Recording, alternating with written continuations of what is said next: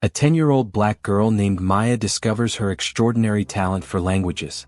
Her ability, a product of her family's broad-mindedness, becomes her school's greatest asset. When she gives an improvised speech in 4 different languages at a prestigious university, her life changes forever. She is catapulted onto a new path of scholarships and opportunities, setting her on a journey to discover her own voice and purpose in a world far bigger than she ever imagined. If you liked the video and have subscribed to my channel, let's move on to our story. Enjoy watching. Maya Johnson was 10 years old, a fact she often found herself reminding adults who insisted on talking down to her. It wasn't that she was particularly precocious, though she was certainly wise beyond her years, it was just that her mind moved faster than most. She lived in a quiet suburban neighborhood on a street with a name as unassuming as her family's life, Maple Street. Her home was a 2-story house with a porch swing, a well-kept lawn, and a perpetually open-door policy for neighborhood kids. Inside, the air always smelled faintly of her mother's cooking and the old books that lined every wall. Her family was, in many ways, a portrait of ordinary American life. Her father, Michael, was a civil engineer whose hands were as comfortable with a blueprint as they were with a basketball. He spent his days designing bridges and roads, a job that gave him a profound appreciation for the interconnectedness of things. Her mother, Elena, was a librarian at the local public library, a woman who spoke in gentle whispers and saw the entire world as one giant, unfolding story. They were a middle-class family, not wanting for anything, but certainly not overflowing with luxuries. Their wealth was measured in laughter, in shared meals, and in the sheer volume of knowledge they collected within their home. They were broad-minded and supportive, seeing life as a grand exploration rather than a predetermined path. It was this very broad-mindedness that had paved the way for Maya's extraordinary linguistic abilities. It wasn't a calculated effort to make her a genius, it was an accident born of genuine interest. Her father's most significant project to date had been a collaboration with a French firm on a bridge design that would span a river in a small town in rural Louisiana, a place with deep Francophone roots. For 2 years he had been immersed in the language, bringing phrases and idioms home with him. He hadn't just studied it, he had lived it. Maya, a toddler at the time, had absorbed it like a sponge, mimicking his intonations and repeating the French words he would mutter to himself while poring over schematics at the dining room table. By the time the project was over, she had a conversational fluency that surprised even her parents. Her fascination with languages didn't stop there. Her mother, an avid reader of world literature, had a particular soft spot for the classic Chinese epics and Spanish poetry. She would read passages aloud, her voice a soft melody, and Maya would listen, enchanted by the sounds and the cadence. When Maya started asking what the words meant, Elena didn't just give her a translation. She pulled out dictionaries and beginner's guides, and together they would sit on the couch, surrounded by stacks of books, unraveling the mysteries of characters and syntax. It became a game, a treasure hunt for meaning. By the time she was 10, Maya had a confident grasp of not only French and Spanish but also Mandarin Chinese. She didn't just speak the languages, she understood the cultures behind them, the nuances and the histories. It was a secret world she carried with her, a key to unlock doors others didn't even know existed. The school, Northwood Elementary, discovered her talent not through a formal assessment, but through a happy accident. A new student from Beijing joined her 4th grade class, a shy boy who spoke no English. The teachers, flustered and unsure how to bridge the communication gap, were about to call a translator when Maya, with a simple greeting, stepped in. She approached the boy with a warm smile and in perfect Mandarin asked, "What is your name? Do you need help finding the library?" The boy's face, initially clouded with anxiety, brightened instantly. The teacher, Mrs. Davis, stood frozen, her jaw agape. From that day on, Maya was no longer just a bright student, she was the school's star, its hidden gem. The principal, Mr. Harrison, a man with a perpetually slicked-back comb-over and an eye for positive public relations, wasted no time in making her the face of Northwood Elementary's progressive curriculum. He would feature her in school assemblies, highlighting her abilities as a testament to the school's commitment to global education. During school trips and events, she was the go-to person for all introductory speeches. It was always presented as a privilege, a chance to represent her school, but Maya, with her sharp mind, understood the unspoken dynamic. She was the star of the show, but the spotlight was illuminating the school, not just her. She didn't mind too much. She loved the feeling of the stage, the hum of the microphone, and the satisfaction of a well-delivered speech. She was a natural speaker, her voice clear and confident, and she found a strange kind of thrill in weaving words together. One afternoon, Mr. Harrison called her to his office. She had just finished a lengthy speech she was to deliver at a local science fair, a speech that highlighted Northwood's achievements in STEM. She walked into his office, the air of old paper and stale coffee greeting her. Mr. Harrison was seated behind his large desk, a promotional brochure for Northwood Elementary splayed out in front of him. Her picture was on the cover, a small headshot that made her look more serious than she was. "Maya," he said, his voice a smooth purr. "You are truly a remarkable young lady. Your performance at the science fair was flawless. The way you articulate our school's values is simply perfect." He leaned forward, his hands clasped on the desk. "I want you to know how much your talent means to this institution. We have an upcoming field trip. A big one. To the state university. I've arranged for you to give the introductory speech there.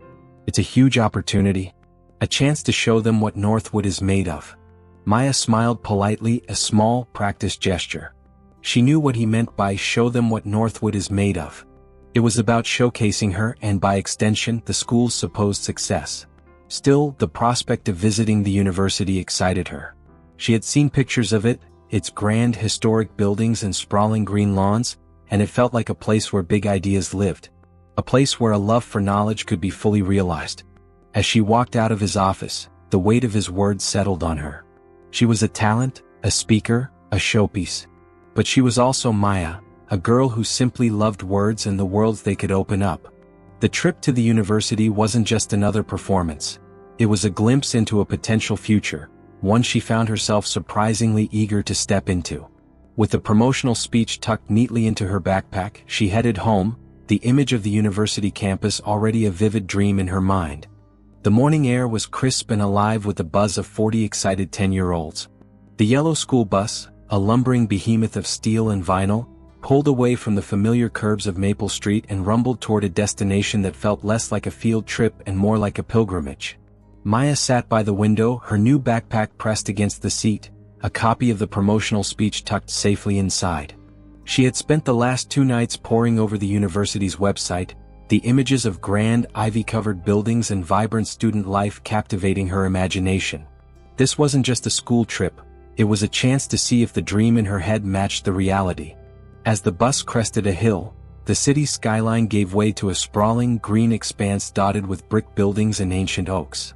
A sign, carved from stone and framed by manicured hedges, proudly declared, "St. Jude University." A collective gasp went up from the students. Maya felt a thrill course through her. The pictures hadn't done it justice. The campus was a world unto itself, a living, breathing testament to the power of knowledge. The bus pulled into a parking lot, and the children disembarked, their chatter a cascade of awestruck whispers. A young woman with a bright smile and a St. Jude University sweatshirt greeted them. "Welcome, future scholars," she announced, her voice full of an infectious energy. She introduced herself as Sarah, a third-year history student who would be their guide for the day. Sarah led them on a winding tour, her every step a confident stride. She spoke of the university's rich history, its groundbreaking research, and its commitment to global engagement. As they walked, Maya drank in every detail. The library, a towering structure of glass and steel, seemed to touch the sky. Inside, the sheer volume of books was staggering, each aisle a new world waiting to be discovered. Maya's mother had a small but beloved library at home. This was an entire universe. She felt a profound sense of awe, her fingers itching to touch the spines of the leather-bound volumes. From the library, they went to the science complex, a modern building where students in white lab coats were hunched over microscopes and bubbling flasks. The air smelled of sterile chemicals and electric potential. Maya watched as a student meticulously pipetted the liquid from one vial to another, his face a mask of intense concentration. She pictured herself there, solving a complex problem, her mind aware of equations and theories. The campus was not just beautiful, it was functional, a place where ideas took on tangible form. It was a place where curiosity was not only encouraged but celebrated. The tour continued through the student union, a bustling hub of activity where students laughed over coffee and studied in comfortable armchairs. They passed by the athletic fields, a testament to the university's commitment to a well-rounded education. With every step, Maya felt a deeper connection to this place. It was everything her parents had taught her to value, a place of learning, growth, and open-mindedness. It was a place where she felt she could belong. Her elementary school, for all its good intentions, felt small and insular by comparison. It was a pond. St. Jude was the ocean. As they walked, Maya found a moment to pull out her speech. It was written on a single sheet of paper, an official school letterhead, and the words were carefully chosen by Mr. Harrison to highlight Northwood's virtues. She read it over again, the familiar English phrases feeling flat and uninspired in this vibrant new environment. The words were a list of accomplishments, a dry recitation of facts. They lacked the soul of this place, the vibrant energy that hummed in the air. She thought of her French, her Spanish, her Mandarin. Each language was a different lens through which to see the world. English was a practical, sensible lens. But what if she could use them all? What if she could paint a more colorful, three-dimensional picture of her school and her experiences? The thought sparked an idea, a mischievous glimmer in her eye.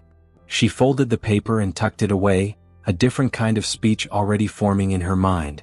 The tour concluded in front of a massive, modern building that stood out from the more traditional brick structures. A banner above the entrance read, St. Jude University Conference Hall. This was it. The main event. The place where she would deliver the speech.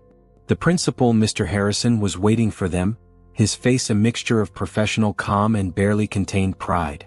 He gave a final pep talk to the students, reminding them to be on their best behavior, but his eyes were fixed on Maya. He saw not a 10-year-old girl but a shining emblem of his school's success. He led them inside, where a sea of empty seats stretched before a large, well-lit stage. Microphones stood waiting, the spotlights casting long, dramatic shadows. Maya's heart began to beat a little faster. It was a different kind of nervousness, not the jittery anxiety she sometimes felt before a test, but a charged, electric anticipation. The stage felt different. It was larger, grander, and it felt like it held the weight of a million untold stories. She watched as her classmates found their seats, their faces illuminated by the soft light. Mr. Harrison gave her a final, reassuring pat on the shoulder. "Remember the words, Maya?" he said, his voice a low, serious rumble. "You'll be great." He gestured for her to follow him to the side of the stage. As she walked, her footsteps echoing in the vast, empty hall, she clutched the straps of her backpack. The official speech was still inside, but in her mind, a new one was already taking shape. It was a speech that would honor not just her school, but the love of language that her parents had nurtured, the unexpected ways the world had opened up to her. It was a speech about bridges and books, about a girl from Maple Street who found her voice in 3 different languages. It was a speech that was entirely her own. She took a deep breath, the scent of old wood and polished floors filling her lungs. The microphone was waiting. The audience was about to arrive. The conference hall, once a cavern of echoing silence, was now a sea of murmur and rustle. University students, a mix of the eager and the perpetually tired, filled the rows. They were joined by the parents of Northwood elementary students, their faces a blend of proud smiles and polite, expectant expressions. At the front, in the reserved seats, sat the university's dean of admissions and several language professors, their posture straight and formal. Maya stood at the edge of the stage, the hum of the crowd a low thrum in her ears. Her hands were clasped behind her back, a small nervous habit, but her eyes were fixed on the stage, the bright lights a beacon in the vast space. Mr. Harrison gave her one last, tense smile before taking his seat in the front row, his attention fully focused on his star pupil. A distinguished-looking woman with silver hair and a warm smile took to the stage. "Good morning, everyone," she began, her voice resonating with authority. "I am Dr. Evelyn Reed, and on behalf of St. Jude University, I want to welcome the promising young minds of Northwood Elementary. Our university is a place where we believe in fostering global citizens, and we are delighted to have you here today. To share a bit about their wonderful school, we have one of Northwood's most talented and promising students, Maya Johnson." A polite smattering of applause greeted her name. Maya took a deep breath, the air cool against her skin. She walked toward the center of the stage, the polished wood gleaming under the spotlights. She approached the podium, the microphone standing before her like a silent sentry. She was so used to this, so accustomed to the feel of the spotlight and the weight of a prepared speech. Yet today felt different. The stakes were higher. This was a place she wanted to be, a place where she felt she belonged. She looked out at the faces in the crowd. She could see her parents, her mother's gentle smile and her father's proud nod. They weren't seeing a showpiece, they were seeing their daughter. She adjusted the microphone and began, her voice clear and strong. Good morning, everyone. My name is Maya Johnson and I'm a 5th grade student at Northwood Elementary School. We are so happy to be here at St. Jude University today. Our school is committed to academic excellence, and we strive to prepare students for a future in a global world. We have a focus on technology, the arts, and community service, and we believe that a well-rounded education is key to success. The words came out perfectly, exactly as they were written on the paper she held, a dull recitation of facts and figures. It was a good speech, but it lacked the fire of her own experience. She reached the end of the first paragraph and paused.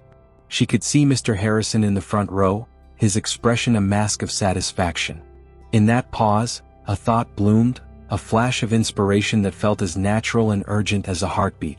Why should she speak only in the language of a report?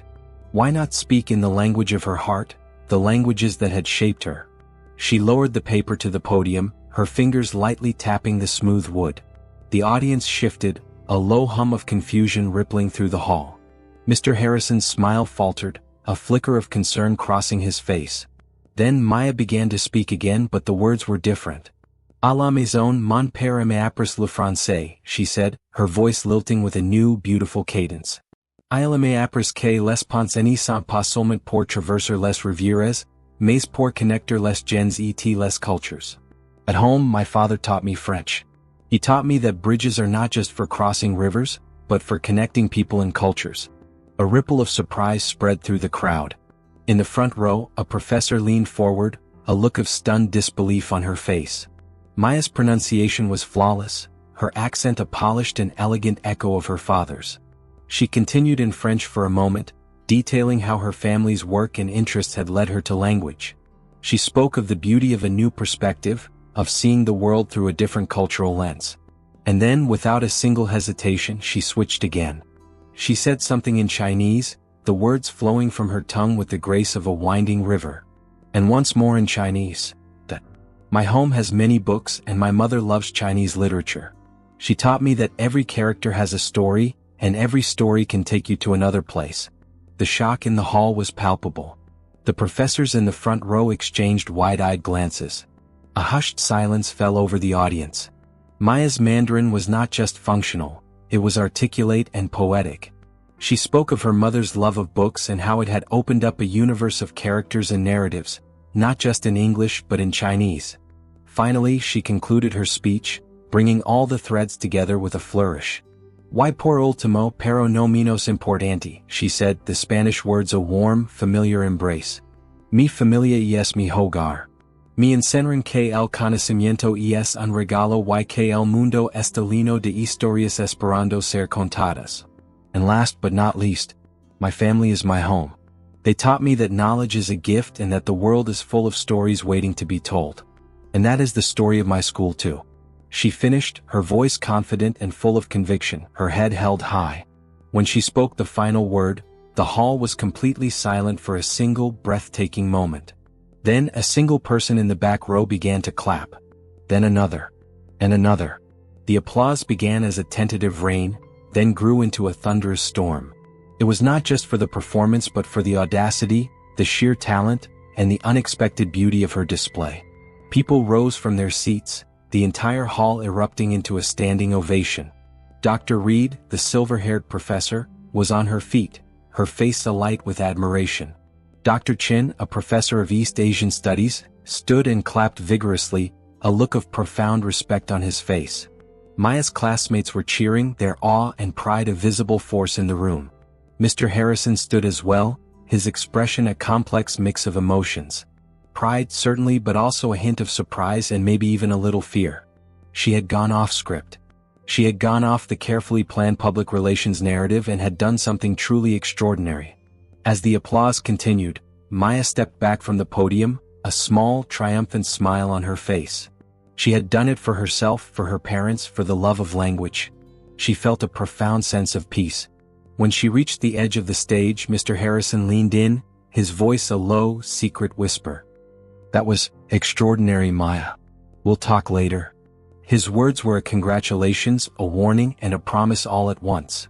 She simply nodded, her gaze still fixed on the cheering crowd. The sound of their applause was a melody, a language she understood perfectly. It was the sound of a dream taking its first breath. The ride back to Northwood Elementary was an entirely different experience from the morning's journey. The giddy, chaotic energy that had filled the bus was replaced by a more hushed, awestruck chatter. Children who had barely noticed Maya before now crowded around her seat, their questions a rapid-fire volley of wonder. "How did you do that, Maya?" asked a boy named Kevin, his eyes wide. "I didn't even know you could speak Spanish." A girl named Sarah, who had sat next to her in class for 3 years, leaned in conspiratorially. "That was so cool." Mr. Harrison looked so surprised. Maya, for her part, was a mix of quiet satisfaction and exhaustion. She smiled and answered their questions patiently, but her mind was still replaying the moment on the stage. The hushed silence, the thunderous applause, the astonished faces of the professors. It wasn't about the applause, not really. It was about the feeling of being truly seen, of being appreciated for who she was, not just for what she could do for the school's image. She had taken a risk, and it had paid off in a way she never could have imagined. Her victory wasn't just a win for Northwood, it was a win for her. As the bus pulled into the school's parking lot, the students spilled out, a torrent of excitement and post-trip adrenaline. But before Maya could join them, Mr. Harrison, his face now a study in calm professionalism, motioned for her to wait. "Maya, a moment please," he said, his voice softer than usual. He had already called her parents, who were waiting in his office, their car parked discreetly in the back lot. "Your parents are here. They'd like a word with you and with me." The words felt heavy with unspoken meaning. This was no ordinary debrief. Maya followed him into the school, the familiar hallways feeling strange and a little alien after the grandeur of the university campus. The principal's office, a place she had visited only for the usual speech prep sessions, now felt charged with a different kind of energy.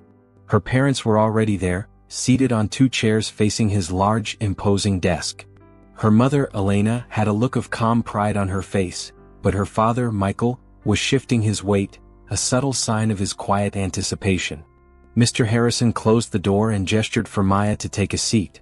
The air was thick with the scent of old paper and the quiet hum of the fluorescent lights.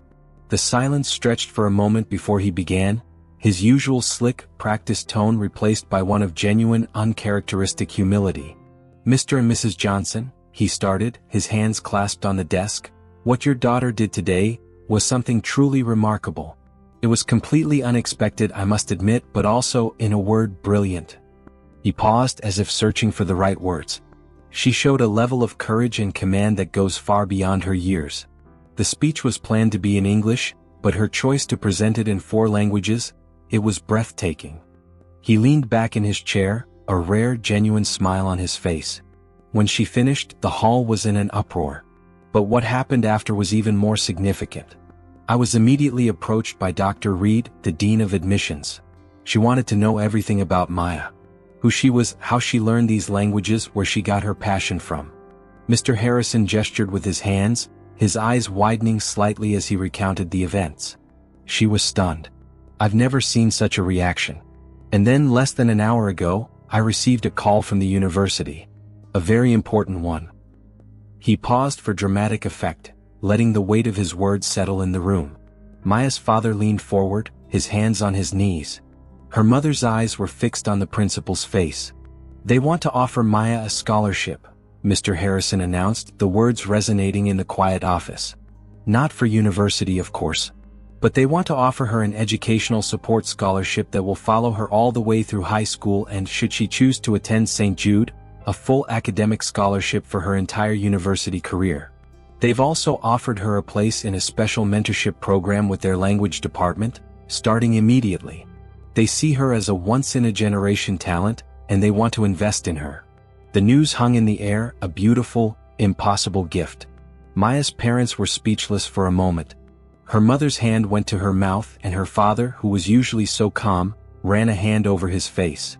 "A scholarship?" her father finally managed to say, his voice a low rumble of disbelief and pride. "For university? She's only 10. "Indeed," Mr. Harrison confirmed, his voice now a quiet triumph. They were very clear about their intent. They were so impressed with her natural abilities that they want to cultivate her talent from this young age. "They're making a commitment." Mr. Harrison stood up and walked to the other side of his desk, a more serious look settling on his face. "And as her principal, I also want to make a commitment. Northwood Elementary, and my office, will be providing an additional scholarship, a fund to cover all of Maya's extracurricular academic expenses for the remainder of her time here. And," he added, looking directly at Maya, "I've arranged for you to have a private tutor, a specialist in advanced linguistics, who will work with you one-on-one for the rest of the school year. We want to ensure that her talent is nurtured here as well." The room was filled with the silence of profound gratitude and overwhelming joy. Maya's parents stood and shook Mr. Harrison's hand, their thanks a cascade of heartfelt words. Maya herself sat still, the news sinking in. The university she had so admired, the place that had felt like home to her, had seen her. They hadn't just seen her talent, they had seen her. The scholarships, the tutoring, all of it was wonderful, but the most important part was that they had recognized her, the girl from Maple Street, and the world she carried within her. After a few more moments of quiet, overwhelmed conversation, the family left the office. They walked out into the late afternoon sun, the golden light casting long shadows on the sidewalk. As they got into their car, the weight of the day settled over them. The dreams that Maya had held in her heart, the ones she hadn't even dared to fully articulate, were suddenly tangible, real, and waiting for her. The little girl who had learned languages on a living room floor was now on a path that would lead her back to that grand conference hall. A future she now knew was not just a possibility but a certainty. The years that followed the university visit were a whirlwind of focused effort and remarkable growth. The once 10-year-old Maya was now 13, her childhood self having given way to a young woman on the cusp of adolescence. The promises made in Mr. Harrison's office had been kept with meticulous precision. Her private tutor, a brilliant and kind linguist named Dr. Anya Sharma, met with Maya twice a week. Their sessions were not just about mastering grammar or expanding vocabulary, they were about delving into the cultural and historical contexts of language, exploring the subtle nuances that a textbook could never convey. Dr. Sharma was not a teacher in the traditional sense. She was a mentor, a fellow traveler on the road of knowledge. She saw Maya not as a project to be perfected, but as a kindred spirit, a soul with a natural hunger for communication. The mentorship program at St. Jude University also began shortly after the momentous trip. It was a more informal arrangement, a series of monthly phone calls and video conferences with Dr. Reed and other language professors. They would recommend books and articles for her to read, share stories from their own academic journeys, and simply talk with her, treating her not as a child but as a fledgling peer. These conversations were a lifeline, a consistent reminder of the future that awaited her.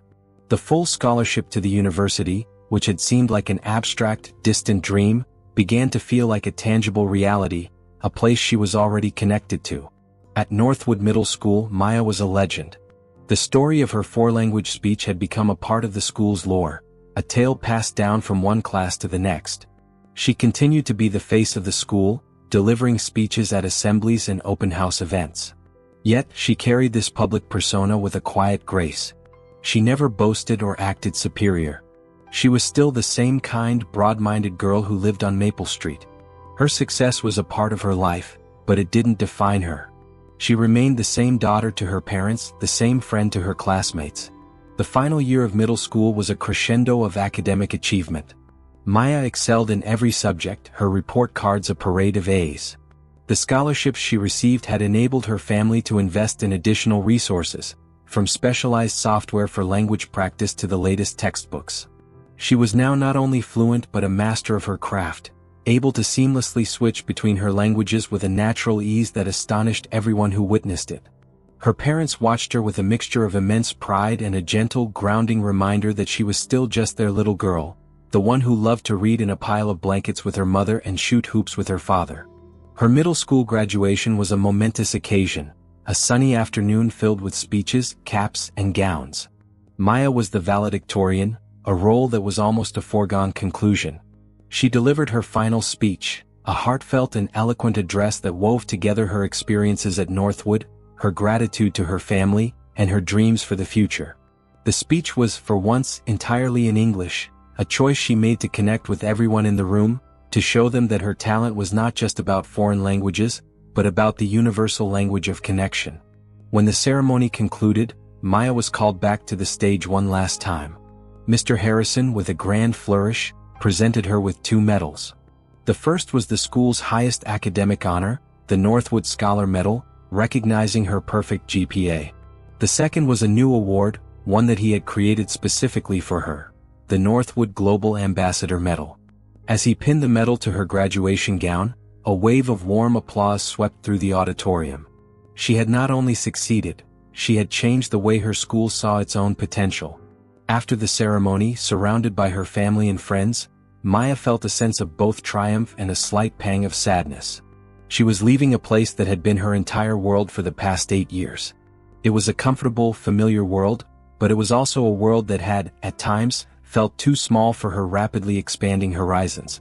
Now, a new chapter was about to begin. The letters of acceptance had already arrived from several of the most prestigious high schools in the state, each one offering a scholarship. But her parents, with the guidance of the St. Jude Mentorship Program, had helped her choose the one that was the best fit for her unique talents and academic ambitions. She spent the summer preparing, not just for the academic challenges but for the social ones. She knew her reputation would precede her, but she was determined to forge her own path, to be more than just the polyglot girl. She devoured new books, practiced her languages, and spent long afternoons talking with her parents about their hopes and fears for the future. They were her foundation, the unwavering anchor in the currents of change. As the first day of high school approached, Maya felt a surge of nervous excitement. The scholarship letter, a thick, official document, was tucked away in her desk drawer, a reminder of the path that lay ahead. She was no longer a child delivering a speech. She was a young woman on a journey, ready to embrace the new challenges and opportunities that awaited her. She looked at her reflection in the mirror, adjusted the strap of her new backpack and smiled. The girl from Maple Street was about to embark on the next great adventure of her life, and she was more than ready. Stepping through the imposing wrought iron gates of St. Vincent Preparatory was like entering a different country. The air hummed with a competitive energy that was both thrilling and intimidating. The hallways, unlike the familiar corridors of Northwood, were wide and bustling with students who moved with a sense of purpose. Her scholarship was a key that had unlocked a new world, one where she was no longer just the star, but one of many brilliant minds. The reputation of the polyglot from the university speech had arrived before her, but at St. Vincent, a school of legacy and tradition, being a prodigy wasn't a novelty, it was a baseline expectation. Maya found her place quickly, but not without friction. She dove into the curriculum, thriving in advanced language classes and excelling in her core subjects. Yet the social landscape was far more complex. The school's quiet acceptance of her talent was a double-edged sword. On one hand, she was afforded opportunities she never would have had otherwise.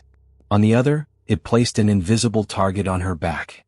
Most students were intrigued, but a small vocal minority harbored a simmering resentment, seeing her success as a result of a well-timed performance rather than genuine talent. This tension found its voice in a girl named Chloe Evans. Chloe was the daughter of a prominent diplomat, a fiercely intelligent and meticulously prepared student who was a force in the school's academic and social circles. She was the reigning champion of the annual National Foreign Language Summit, a prestigious multi-day competition that drew the best high school linguists from across the country. Chloe spoke 4 languages fluently as well, but each one was acquired through a series of expensive private tutors and immersion trips abroad. She saw Maya as an interloper, a diamond in the rough whose brilliance was, in her mind, unearned and unpolished. The rivalry came to a head in the months leading up to the summit. The school held preliminary competitions to select its representatives. Maya, to no one's surprise, easily made the team, often outperforming Chloe in the improvisation and conversational rounds. Chloe, however, always bested her in the grammar and syntax portions, her knowledge a fortress of perfect recall. The contrast was stark. Maya's talent was like a river, flowing and natural, Chloe's was a perfectly crafted dam, strong and impenetrable. One afternoon, as the two were leaving a heated practice session, Chloe stopped Maya in the hallway. "You know," she said, her voice a cool, condescending whisper, "it's really quite incredible. The story of the small-town girl who just happened to have a few languages up her sleeve.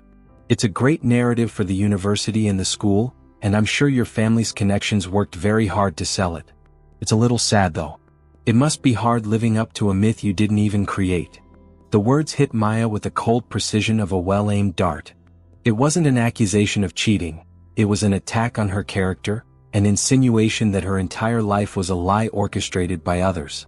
For the first time she felt the ugly sting of jealousy and prejudice, not for her race but for her background, for the narrative that had been created around her. She walked away, her mind reeling, the cruel words replaying in her head. The next few weeks were a nightmare. The rumor began to spread, slowly at first, then with the viral speed of a lie. Students whispered in the hallways about the scholarship girl, and how her story was too good to be true. Maya felt her friends pulling away, unsure of what to believe. Her joy for language, once so pure, began to feel tainted. The weight of the public persona she had always carried, the one Mr. Harrison had so carefully crafted, now felt like a leaden cloak. She began to doubt herself, to question if her talent was truly her own or if she was just a product of circumstances, a pawn in a larger game. The day of the National Foreign Language Summit arrived, a 3-day marathon of linguistic challenges held at a grand conference center. Maya felt sick with nerves, the weight of the rumors pressing down on her. Her parents, sensing her distress, came to her hotel room the night before. "Maya," her father said, his voice soft but firm, "what others say about you doesn't change who you are. We know the truth. We saw you, a little girl on the living room floor, learning words just for the love of it. Your talent isn't a gift from a school or a university. It's a gift from God. And it's a gift you've worked harder for than anyone I know." Her mother added, "You have a voice, sweetheart. And a powerful one. Don't let someone else's fear and jealousy silence it." Their words were a balm to her wounded spirit. The next day Maya walked into the competition hall, her head held a little higher. She breezed through the initial rounds, her focus sharp and unwavering. The finals came down to her and Chloe, a showdown that the crowd had been expecting. The final challenge was an impromptu speech. Each contestant would be given a proverb in a foreign language and would have 5 minutes to prepare a speech in that language, applying the proverb to a modern-day issue. Maya's proverb was, "Chi vie piano vie sano e vie lontano," in Italian. Who goes slowly, goes safely and goes far. Standing at the podium, Maya looked out at the audience. She could see Chloe in the front row, a triumphant, almost pitying smirk on her face. For a moment Maya almost froze. The words of the proverb, which had seemed so simple, now felt heavy with a new meaning. Then she began to speak not just about the proverb, but about the very core of her experience. She spoke in Italian, a language she had recently started studying with Dr. Sharma, but the emotion was universal. She talked about the race for success, the pressure to be the best, and the false narratives people create to justify their own shortcomings. She spoke of the importance of patience, of taking things one step at a time, and of building a foundation of integrity, piece by piece, rather than relying on a quick, flashy performance. Her voice was clear and resonant, and she looked directly at Chloe as she spoke. Her performance was flawless. She didn't just translate the proverb, she embodied it. Her speech was not just a linguistic triumph but a powerful and eloquent defense of her own journey. When she finished, the room was silent, and then, slowly at first, the applause began. It was not a thunderous ovation like at the university, but a respectful, deep-seated appreciation from an audience that had just witnessed not only a brilliant mind, but a truly good heart. When the results were announced, she won by a landslide. She was not just the best linguist in the room, she was the most authentic. The award was presented to her by the head judge, who shook her hand warmly. The trophy in her hand felt heavy with the weight of her victory, a victory she had fought for not just on a stage, but in the quiet of her own heart. She had proven that her talent was not a myth, but a product of hard work, a gift from her family, and a part of the girl she had always been. The sun was a warm, welcoming presence as Maya stepped onto the sprawling campus of St. Jude University. The same grand conference hall where she had delivered her speech, and the hallowed hall she had so admired, now felt like a homecoming. Waiting for her at the main entrance was a small group of professors. At the forefront was Dr. Reed, the same dean of admissions who had been so captivated by her talent all those years ago. She greeted Maya with a wide, genuine smile and a warm embrace. "Welcome home, Maya," she said, her voice filled with a quiet pride. "We've been waiting for you." The professors presented her with a welcome gift, a beautiful leather-bound journal and a set of elegant fountain pens, a nod to her love for the written word. It was a gesture that made her feel not just like a scholarship student, but a cherished member of a new academic family. Her freshman year was a tapestry of new experiences. She found a perfect roommate in a brilliant, fiery art history major named Chloe, who brought a vibrant, creative energy into their otherwise studious dorm room. They were an unlikely pair, Maya, the meticulous linguist, and Chloe, the free-spirited artist. But their friendship blossomed, each offering the other a new lens through which to view the world. Maya's social circle expanded rapidly as she joined various cultural and language clubs. She tutored international students, hosted a weekly radio show dedicated to world music, and found herself in animated debates with peers who shared her passion for global understanding. She was no longer a lone talent in a small town. She was a star in a galaxy of other brilliant minds, and the experience was both humbling and exhilarating. Her studies were everything she had dreamed of. The university's language department was a hive of intellectual curiosity, and she flourished under the guidance of her professors. She delved deeper into the intricacies of syntax and the history of language, discovering new, fascinating connections between seemingly disparate cultures. She found herself drawn to a new field, cognitive linguistics, the study of how language is stored and processed in the human brain. The academic environment was demanding, and the expectations were high, but she met every challenge with the quiet determination that had defined her since she was a little girl. However, the world of academia, with its promise of intellectual enlightenment, could not shield her from the challenges of life. Towards the end of her sophomore year, she received a phone call from her father. His voice was strained, heavy with an emotion she rarely heard. Her mother, Elena, had been diagnosed with an aggressive form of a rare autoimmune disease. The news hit Maya like a physical blow, a sudden, brutal intrusion of reality into her carefully constructed university life. She felt the weight of her family's struggle from hundreds of miles away. The sadness that followed was not a dull ache. It was a sharp, persistent pain that threatened to derail her. She spent long nights on the phone with her parents, listening as they tried to find the right words to describe the mounting medical bills and the exhausting regimen of treatments. Her grades, for the first time in her life, began to slip. Her concentration wavered, and the once joyful process of learning felt like a chore. She considered taking a leave of absence, wanting to be home with her family, to be a source of strength. But her parents, with their unwavering support, refused. "We need you to stay there, Maya," her father had insisted. "This is your path. It's the one we've all worked for. We'll be fine. Your job is to finish what you started." It was during this difficult period that the resilience she had built over the years truly came to the forefront. Her friends, especially Chloe, rallied around her. They would bring her meals, listen to her talk for hours, and gently, patiently remind her of her strength. Dr. Reed, sensing her distress, reached out and offered a new form of mentorship. She introduced Maya to a program that paired language students with medical translators, a service that helped families navigate the complex and often terrifying world of hospital communication. Maya began to volunteer, using her Spanish and French to help families understand diagnoses and treatment plans. It was a sobering but deeply fulfilling experience. For the first time, her talent was not just for speeches or academic achievement. It was for service.